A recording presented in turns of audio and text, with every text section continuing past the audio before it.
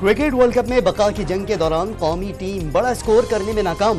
جنوبی افریقہ کو جیت کے لیے 271 رنز کا ہدف. سعود شکیل اور کپتان بابر اعظم کی نصف سنچریاں. شاداب خان کی 43 رنز کی اننگز. اوپننگ جوڑی کی پھر ناقص پرفارمنس. عبداللہ شفیق 9 اور امام الحق 12 رنز بنا کر چلتے بنے. ہدف کے تعاقب میں پروٹیاز کی بیٹنگ جاری. 2 اوور میں 30 رنز جڑ دیے. نئے دور کی کرکٹ میں پاکستان کے ٹاپ آرڈر بلے بازوں کی سست بیٹنگ پریشانی کا باعث بننے لگی. جنوبی افریقہ کے خلاف ورلڈ کپ کے اہم میچ میں بھی پاکستانی بیٹرز کی سست بیٹنگ بڑے اسکور میں رکاوٹ بن گئی. اوپنر امام الحق ورلڈ کپ میں بری طرح ناکام. 6 میں سے 5 میچز میں قومی ٹیم کو اچھا آغاز نہ دے سکے اور پویلین لوٹ گئے. ورلڈ کپ کے 6 میچز میں 162 رنز ہی بنا سکے. صرف آسٹریلیا کے خلاف 70 رنز بنانے میں کامیاب رہے. افتخار احمد کی بھی مسلسل ناقص پرفارمنس. میگا ایونٹ کے 6 میچز میں مجموعی طور پر صرف 122 رنز بنائے.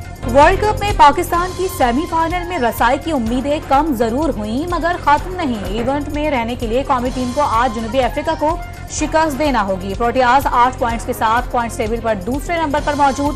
پاکستان کی 4 پوائنٹس کے ساتھ چھٹی پوزیشن. الیکشن کمیشن نے عام انتخابات کے لیے 28 جنوری کی تاریخ پر غور شروع کر دیا.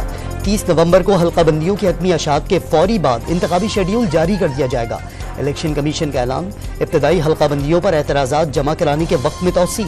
اعتراضات آج رات 12 بجے تک جمع کرائے جا سکیں گے. اعتراضات پر کل سے 26 نومبر تک سماعت ہوگی.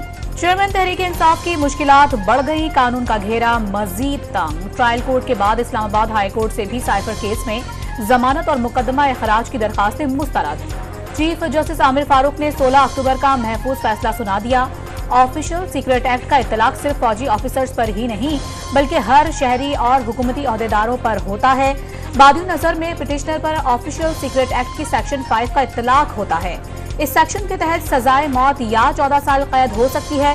سائفر کھونے کے زمرے میں سیکشن 5(1) سب سیکشن ڈی کا اطلاق ہوگا جس کا سزا 2 سال قید ہے. اسلام آباد ہائی کورٹ نے تحریری حکم نامہ جاری کر دیا. چیئرمین پی ٹی آئی اور سابق وزیر خارجہ شاہ محمود قریشی کے خلاف خصوصی عدالت میں سائفر کیس کی کارروائی.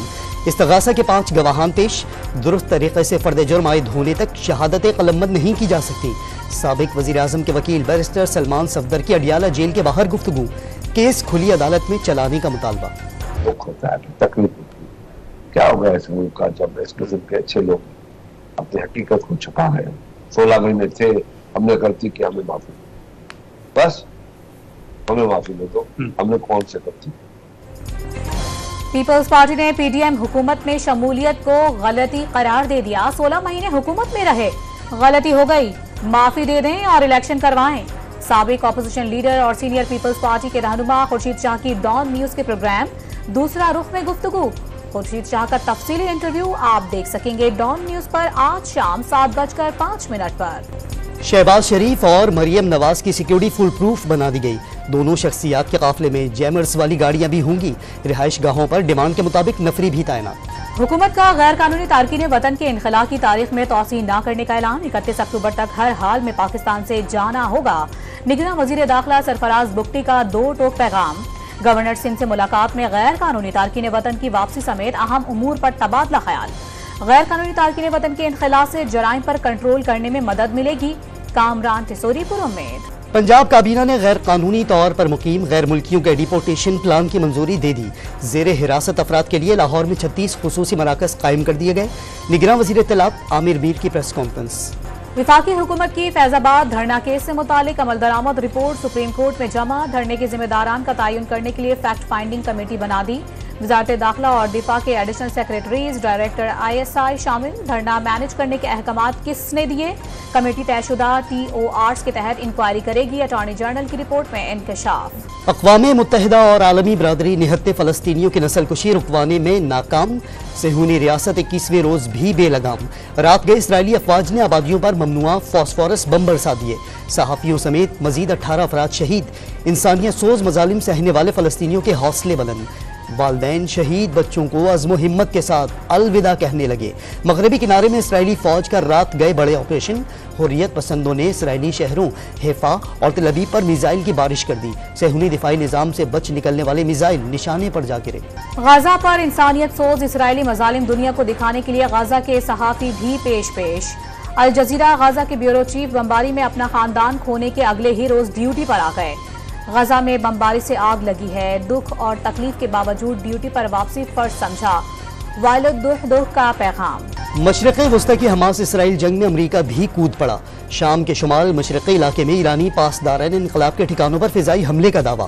امریکہ کا مشرق وسطی میں مزید 900 فوجی بھی بھیجنے کا فیصلہ۔ پینٹاگون کے مطابق نئی تعیناتی کا مقصد امریکی فورسز کی حفاظت اور فضائی دفاع کو تقویت دینا ہے۔ حزب اللہ کا حماس کی حمایت سے دست بردار نہ ہونے کا اعلان، دنیا کے تمام لڑاکا بحری بیڑے بھی آ جائیں تو حماس کی حمایت نہیں چھوڑیں گے۔ حزب اللہ کا اعلان، لبنان کو نشانہ بنایا تو امریکہ کے بازو کاٹ دیں گے۔ حسن نصر اللہ کی وارننگ، کردوں کی زیر اثر عراقی شہر اربیل میں ملیشیا گروپ کا امریکی فوجی اڈے پر ڈرون حملہ، آگ کے شعلے اٹھنے لگے۔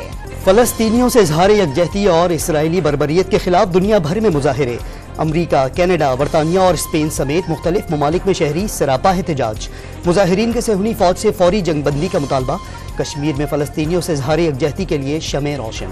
جماعت اسلامی کا اسرائیلی جارحیت کے خلاف کراچی کے علاقے کورنگی میں خواتین مارچ، فلسطین کی موجودہ صورتحال نے دنیا کو بے نقاب کر دیا، امیر جماعت اسلامی کراچی حافظ نعیم الرحمان کا خطاب۔ مقبوضہ کشمیر پر بھارت کے ظالمانہ قبضے کے 76 سال مکمل ہو گئے، دنیا بھر میں کشمیریوں کا احتجاج، آزاد کشمیر اور پاکستان کے متعدد شہروں میں کشمیریوں سے یکجہتی کے لیے ریلیاں نکالی گئیں۔ سینٹ میں کشمیریوں سے اظہار یکجہتی کی قرارداد متفقہ طور پر منظور، مقبوضہ وادی میں بھارتی ریاستی دہشت گردی کی شدید مذمت، بین الاقوامی برادری سے مقبوضہ کشمیر میں انسانی حقوق کی خلاف ورزیوں کی تحقیقات کے لیے انکوائری کمیشن بنانے کا مطالبہ۔ استحکام پاکستان پارٹی عام انتخابات میں ون فیلڈ اور لیول پلینگ فیلڈ والوں سے ٹکرائے گی، ترجمان فردوس عاشق اعوان کی پریس کانفرنس۔ تحریک انصاف کے خلاف ممنوعہ فنڈنگ سے متعلق درخواست سماعت کے لیے مقرر، الیکشن کمیشن 1 نومبر کو سماعت کرے گا۔ الیکشن کمیشن کا درخواست گزار خالد محمود خان کو ثبوت پیش کرنے کے لیے نوٹس جاری۔